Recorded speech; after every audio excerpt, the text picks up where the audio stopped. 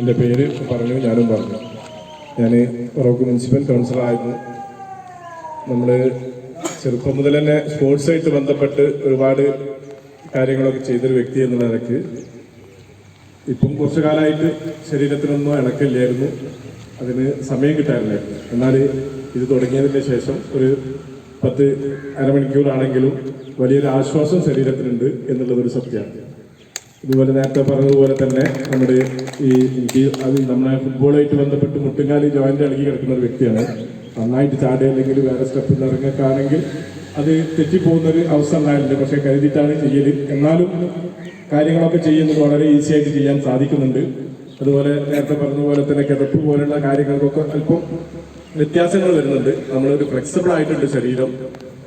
ഞാൻ ഇതിനു മുമ്പ് യോഗ ചെയ്താണ്. യോഗ ചെയ്യുന്ന അത് അത്ര തന്നെ അങ്ങോട്ട് നമുക്കിതിന് ഇളക്കം കിട്ടൂലെങ്കിലും ഈ അവസരത്തിൽ ഇതിൽ പ്രത്യേകിച്ച് പറയാനുള്ളത്, നമ്മൾ നമ്മൾ നേരത്തെ പറഞ്ഞതുപോലെ 77-75 പ്രായമുള്ള ആളുകൾക്ക് ഇത് വലിയൊരു ആശ്വാസമാണ്. ഒരു കടുത്ത ഒരു എക്സസൈസിന് ഇവർക്കൊന്നും പോകാൻ പറ്റൂല, എന്നാൽ വീട്ടിൽ നിന്നോ ഇവർക്കൊന്നും ചെയ്യാനും പറ്റൂല. അപ്പോ ഇതൊരു വലിയ ഒരു കൂട്ടായ്മയ്ക്ക് ഏറ്റവും മെച്ചം ഞാൻ കാണുന്നത് നമ്മളിലുള്ള മുതിർന്ന പൗരന്മാർക്കുള്ള ഒരു സൗകര്യം നമ്മുടെ ഈ മെക്സവൻ കൊണ്ട് കിട്ടി എന്നുള്ളത് ഒരു സന്തോഷകരമായിട്ടുള്ള കാര്യമാണ്. ഇത് സംഘടിപ്പിച്ച ആളുകളും ഇതിന് പ്ലാൻ ചെയ്ത ആളുകളും വളരെ നമുക്ക് അവരെ അഭിനന്ദനം അറിയിക്കേണ്ട കാര്യം തന്നെയാണ്. അത് നമ്മൾ ഇപ്പോൾ ചെറുപ്പക്കാരും വലിയ ആളുകളൊക്കെ ഒന്നിച്ച് ചെയ്യുമ്പോൾ അതൊരു തമാശയായിട്ടാണെങ്കിലും ഒരു കാര്യത്തിലേക്ക്, നമ്മുടെ ശരീരത്തിലേക്ക് അതിന് എത്തുക എന്നാണ്. അതുപോലെ തന്നെയാണ് നമ്മുടെ സ്ത്രീ സമൂഹത്തിന് നമ്മൾ അടുക്കളയിലുള്ള ഇടക്കല്ലാതെ മറ്റൊരു ഇടക്കം നമുക്ക് കിട്ടാറില്ല. ഇപ്പോ അതല്ല, ഇപ്പൊ നമ്മൾ എവിടെ ഒരു പരിപാടി തുടങ്ങിയാലും അവിടെയൊക്കെ ഒഴുകിയെത്തുന്ന സ്ത്രീകളെയാണ് നമ്മൾ കാണുന്നത്. അതന്നെ നമുക്ക് മനസ്സിലാക്കാം.